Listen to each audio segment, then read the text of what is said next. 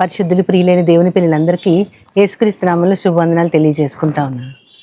మామూలుగా మనం దేవుడు మనల్ని కాపాడే విధానాన్ని మనం ఆలోచిస్తే మనం ఏమంటాము, దేవుని రెక్కల కింద నాకు ఆశ్రయం కలుగుతుంది, దేవుడే నాకు కోట, దేవుడే నా కొండ, ఆయన నాకు కేడమై ఉన్నాడు, లేదంటే ఆయన అరచేతిలో నేను ఉన్నాను, ఆయన రెక్కల కింద నన్ను భద్రపరిచారు.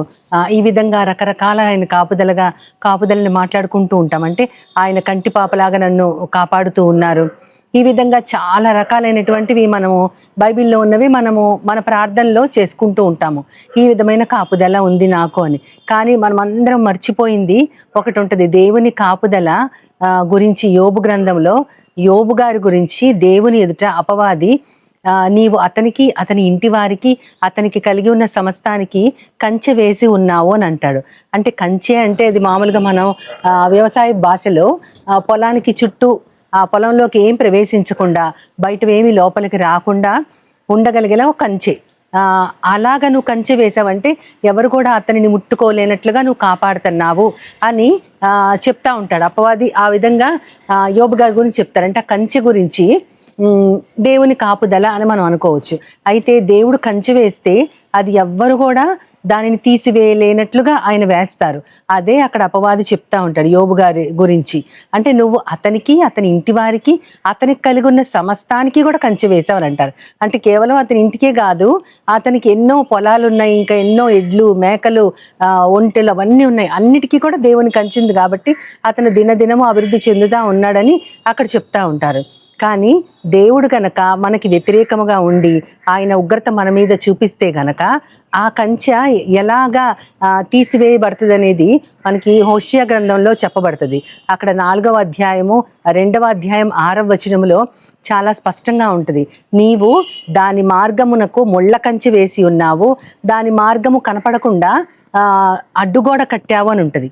దాని అంటే అక్కడ ఇశ్రాయేలు జాతి గురించి, అంటే వారి మీద దేవుడు తన కోపాన్ని చూపించేటప్పుడు మార్గము కనపడకుండా అడ్డుగోడ కట్టారు, మార్గంలో ఎవరు నడవకుండా ముళ్ళ కంచె వేశారు అని కూడా అక్కడ చెప్పబడి ఉంటుంది.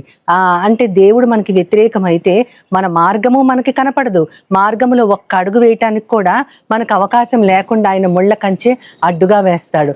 మనుషులు చేసినటువంటి చర్యలనైతే మనం తిప్పికొట్టగలము, వారు మనకి వ్యతిరేకంగా ఉంటే గనక మన ఆలోచనతో మనము ఏదైనా మన బుద్ధితో ఆలోచించి మనం చెయ్యగలము. కానీ దేవుడే మనకు అడ్డుగా ఏదైనా కంచె వేసినా, మనకి మన మార్గాలు కనపడకుండా అడ్డుగోడ కట్టినా సరే దానిని ఏ మనిషి కూడా తీసివేయలేరు. మనమే దేవునిని వేడుకొని, నాయన ఈ అడ్డుగోడ నాకు ఎందుకు కట్టావు, నా మార్గాలు ఏమైనా నీకు ఆయాస్కరంగా ఉన్నాయా అని దేవునిని అడిగి వేడుకొని అప్పుడు ఆయన చెప్పిన ఆలోచన ప్రకారం మనం ముందుకెళ్ళాలి. కంచె అనేది కేవలం మనల్ని కాపాడటానికి మాత్రమే కాదు, మనల్ని దండించడానికి, దేవుని వైపు తిప్పుకోవడానికి కూడా దేవుడు మనం దాటలేని కంచె వేస్తూ ఉంటారు. మనం గనక నహూము గ్రంథంలో చూస్తే 3వ అధ్యాయం 17వ వచనంలో అక్కడ అష్షూరు సైన్యము గురించి దేవుడు ఆ అధ్యాయం అంతా మాట్లాడుతూ ఉంటారు.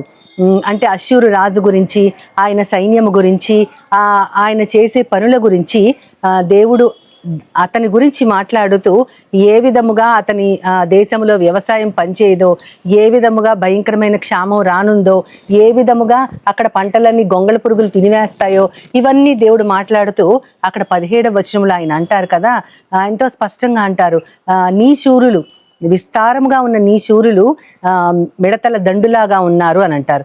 అంటే మిడతల దండు అంటే ఒకేసారి వస్తాయి, ఒకేసారి వెళ్ళిపోతాయి, వాటికి ఒక స్థిరత్వం ఉండదు. కాబట్టి నీ సేనలు, నువ్వు ఏర్పరిచిన శూరులు అలా ఉంటారంటారు. అంతేకాకుండా నువ్వు పెట్టినటువంటి సైనికులు, కాపలాగా పెట్టిన సైనికులు చలికాలంలో కంచెలో దిగినటువంటి గొంగళి పురుగుల్లా ఉంటారంట. అంటే గొంగళి పురుగులు అంటే ఎవరికైనా సరే చాలా అసహ్యంగా ఉంటుంది దాన్ని చూడడానికి. దాని ట్రాన్స్ఫర్మేషన్ అయిన తర్వాత, సీతాకోక చిలుకగా మారిన తర్వాత దాని ట్రాన్స్ఫర్మేషన్ అందరికీ ఇష్టమే, కానీ గొంగళి పురుగుని అయితే అందరు అసహించుకుంటారు. చలికాలం అవి కదలలేవన్నమాట గొంగళి పురుగులు.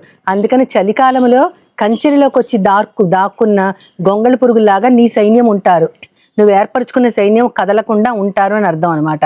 ఆ తర్వాత ఎండ రాగానే అవి ఎటు వెళ్ళిపోతాయి కూడా ఎవరికి తెలియదు. అంటే ఇక్కడ చలి కానీ ఎండ కానీ ఒక ఉదాహరణకు ఒక సాదృశ్యంగా చెప్పారు.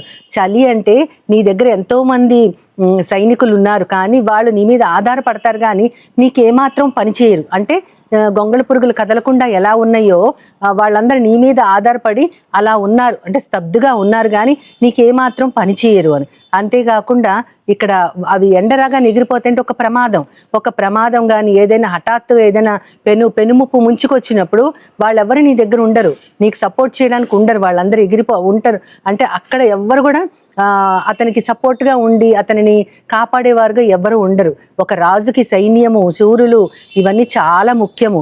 అదేవిధంగా పట్టణానికి ఒక సరిహద్దు కూడా చాలా ఇంపార్టెంట్. కానీ అవేవి కూడా నువ్వు ఎంత నిర్మించుకున్నా విస్తారమైన సైన్యమైన మిడతల దండులాగా ఉంది, కానీ అవి నీకు పని చేయవు అని చెప్తా ఉంటారు దేవుడు.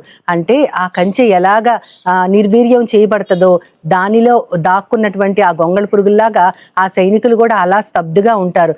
కాబట్టి నువ్వు ఏర్పరచుకున్న కాపుదల ఏమాత్రం కూడా పని చేయదు అని దేవుడు అలా చెప్తా ఉన్నారు. అంటే దేవుడు ఆ అష్షూరు రాజుతో మాట్లాడేటప్పుడు అతను ఎన్ని ఏర్పాట్లు చేసుకున్నా ఏ దేశం మీదకైతే అతను వెళ్ళాలనుకుంటున్నాడో దానిని దేవుడు నిష్ఫలం చేయడానికి ఈ విధంగా నీకు ఉంటది అని చెప్తా ఉన్నారు. అంటే దేవుడు తలుచుకుంటే ఒక రాజు యొక్క కంచె కూడా పనిచేయదు, ఆయన సైనికులు కూడా పనిచేయరు. అక్కడ కేవలం సంఖ్య కాదు ఇంపార్టెంట్, విస్తారంగా ఉన్న నీ సైనికులు కూడా మిడతలలాగా ఉన్నారంటారంటే అక్కడ సంఖ్య కాదు కానీ ఇంపార్టెంట్, దేవునికి మనము నిబద్ధతతో ఉండటం ఇంపార్టెంట్.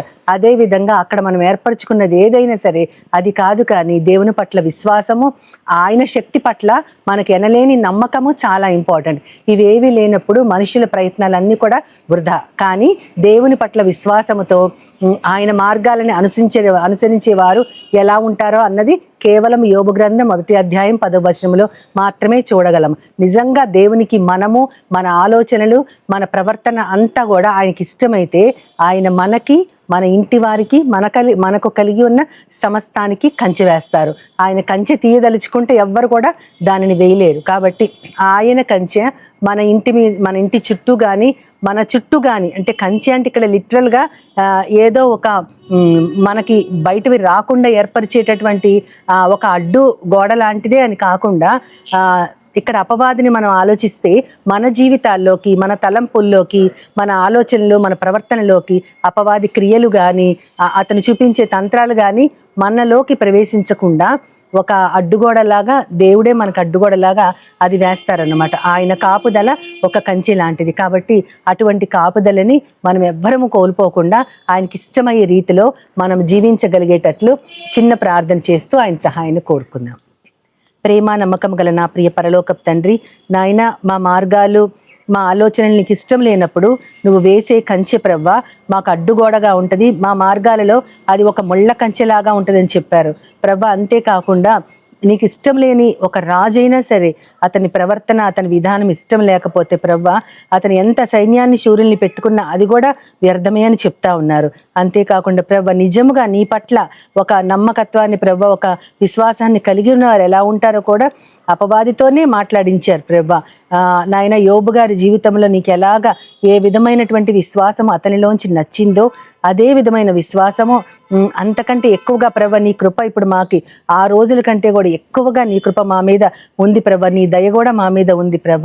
దానికి తగ్గట్లుగా మేము నడుచుకోవాలి. నీ యొక్క సహాయం మాకు ఎప్పటికీ కంచెలాగా ఉండాలంటే మమ్మల్ని అందరినీ కూడా ప్రభ నీ యొక్క చేతులకు అప్పచెప్పుకుంటూ నీ ప్రియకుమారుడు నా ప్రియ ప్రభ యేసుక్రీస్తు వారి ద్వారా కోరి ప్రార్థిస్తున్నాను పరమ తండ్రి. ఆమేన్, ఆమేన్, ఆమేన్. వందనాలు.